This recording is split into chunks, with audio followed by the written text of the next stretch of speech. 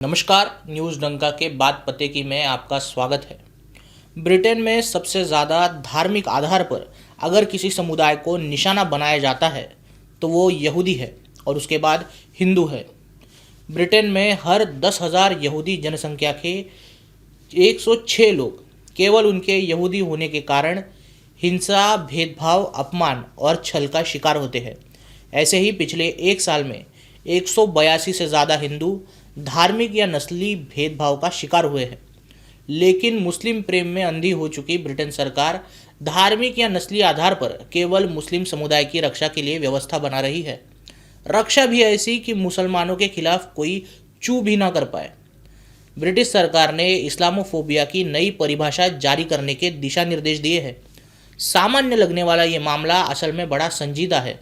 British सरकार के Islamophobia परिभाषा में बदलाव के बाद अब ब्रिटेन के हिंदू, सिख और ईसाइयों को एक प्रकार के ब्लास्फेमी यानी ईश निंदा कानून से गुजरना होगा।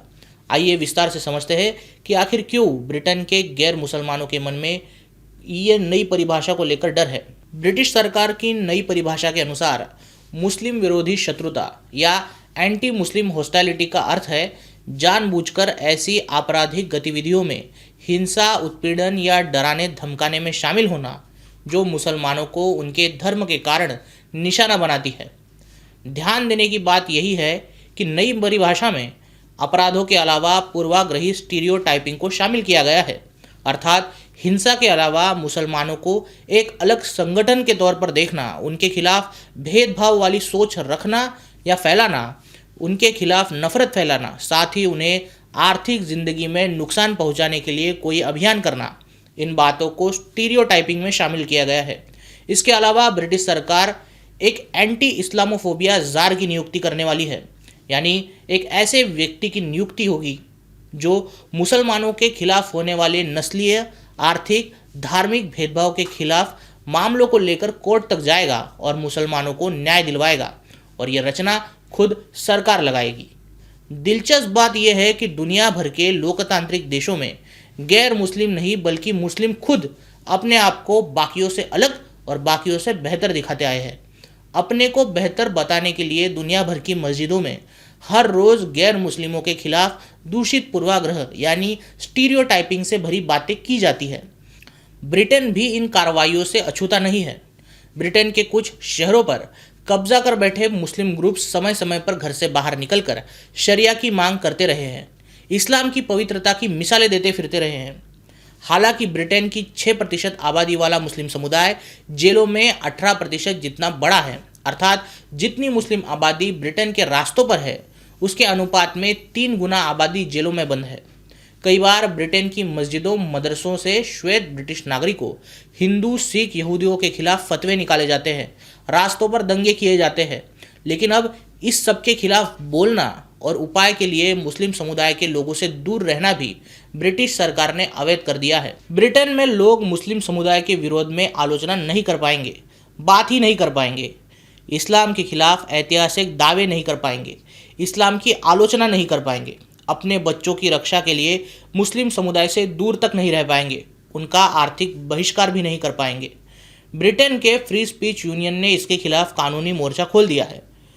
उनके साथ नेटवर्क ऑफ सिख ऑर्गेनाइजेशंस और कई ईसाई संगठन भी याचिकाकर्ता बने हैं। तर्क सीधा सा है, अगर ब्रिटेन में हेट स्पीच के खिलाफ पहले से ही कानून मौजूद है तो फिर केवल एक धर्म विशेष के लिए ये विशेष सुरक्षा क्यों दी जा रही है। इस कानून के दुरुपयोग का एक ताज़ा उदाहरण लंदन के एक सिख रेस्टोरेंट मालिक हरमन सिंह कपूर का है। कपूर ने अपने रेस्टोरेंट के बाहर एक बोर्ड लगाया था कि वहां हलाल मांस नहीं परोसा जाता। वो अपने रेस्टोरेंट में मुस्लिम और पाकिस्तानियों की एंट्री पर रोक लगाना चाहते थे, क्योंकि मुसलमानों ने बाकायदा ग्रुप्स में आकर कई बार उनके रेस्टोरेंट्स पर हमले किए हैं। इसीलिए उनका ऐसा लिखना भी वाजिब था। उनके हलाल मांस बेचने से मना करने के बाद उन्हें मुसलमान समुदायों से जान से मारने की धमकियां मिली और उनके रेस्टोरेंट के बाहर अवैध प्रदर्शन किए गए। हैरानी की बात यह है कि पुलिस ने उन प्रदर्शनकारियों पर कोई कार्रवाई करने के बजाय हरमन सिंह कपूर को ही गिरफ्तार कर लिया, क्योंकि उन्होंने एक वीडियो में अपने परिवार की रक्षा के लिए हमलावरों से लड़ने की बात की थी। लंदन की पुलिस अब खुद इस्लामोफोबिया के आरोपों से इतना डरती है कि वह दूसरे लोगों के खिलाफ हो रही हिंसा नज़रअंदाज करती है। ब्रिटेन में नेटवर्क ऑफ सिख ऑर्गेनाइजेशंस ने एक बहुत गहरी चिंता जताई है।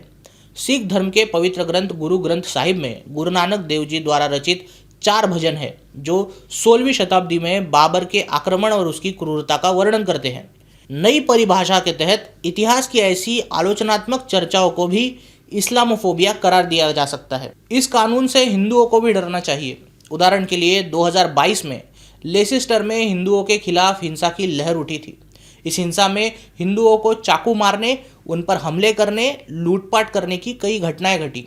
मजाल है कि ब्रिटेन में किसी ने हिंदुओं के सुरक्षा की सोची। उस समय कई रिपोर्टों ने एक तरफा नैरेटिव चलाते हुए हिंदुओं के खिलाफ होने वाली हिंसा के लिए हिंदुत्व को जिम्मेदार ठहराया था। इन्वेस्टिगेशन कमेटी की रिपोर्ट में बाकायदा लिखा गया कि हिंदुत्व विचारधारा के लोगों के कारण हिंदुओं पर हमले हो रहे हैं। चौंकाने वाली बात यही है कि लेसिस्टर में कोई हिंदू संगठन ही नहीं था। इन घटनाओं में ब्रिटिश मीडिया, पुलिस और शैक्षणिक संस्थानों ने हिंदुओं का विलेनाइजेशन किया था।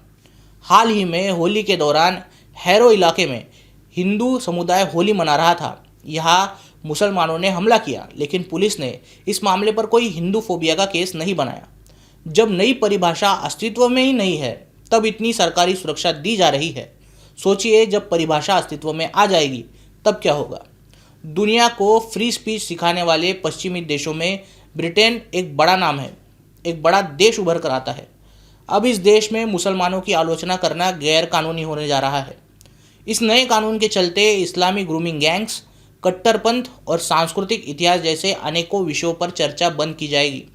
पुलिस विभाग और स्थानीय सरकारें खुद इन मामलों में जांच धीमी कर देती है कि उन पर इस्लामोफोबिया का ठप्पा न लग जाए, तो न्याय प्रणाली क्या ही कर लेगी। ब्रिटिश पुलिस के आंकड़ों के अनुसार ब्रिटेन में यहूदियों के खिलाफ सबसे अधिक नफरत है। मुस्लिम समुदाय के खिलाफ कुल मामले ज़्यादा दिखते हैं, लेकिन वो ज़्यादा इसलिए दिखते हैं क्योंकि उनकी आबादी ज़्यादा है। फिर भी लेबर पार्टी की सरकार का पूरा ध्यान केवल इस्लामोफोबिया से लड़ने पर है, जबकि ये फोबिया जायज़ है। ब्रिटेन में उभरी इस अघोषित मुस्लिम लीग ने 6% की संगठित वोट बैंक को खुश करने के लिए ऐसे फैसले लिए हैं। इससे बहुसंख्यक ईसाई और अल्पसंख्यक हिंदू, सिख, अन्य समुदाय असुरक्षित है। ब्रिटेन में अभिव्यक्ति की आज़ादी अब एक धर्म की जागीर बन चुकी है, जिसमें दिन में 5 बार गैर मुसलमानों के खिलाफ नफरत फैलाने से लेकर उन पर हमलों की योजनाओं को सरकारी संरक्षण तक मिला है। खैर, आपको क्या लगता है, वीडियो के कमेंट में ज़रूर कहिए। वीडियो अच्छी लगी हो तो इसे लाइक कीजिए और न्यूज़ डंका हिंदी को सब्सक्राइब कीजिए। मिलते हैं अगले वीडियो में किसी नए मुद्दे के साथ। तब तक नमस्कार।